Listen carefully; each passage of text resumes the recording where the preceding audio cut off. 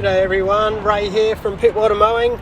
I'm just going to do this little hedge just on the edge that we can see there.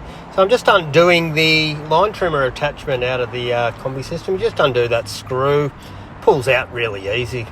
So we'll ditch that and we'll pop in the hedge trimmer attachment. So that just slots into place. There's a little keyway thing, then you tighten it up, and this has an articulating head, like it's adjustable, the end there. So yeah, no, these work great. It's a yeah, awesome setup. And this way you only need one motor, and you've got all different attachments. There's a chainsaw attachment and yeah, quite a few others. So yeah, let's get in and we'll cut this little hedge.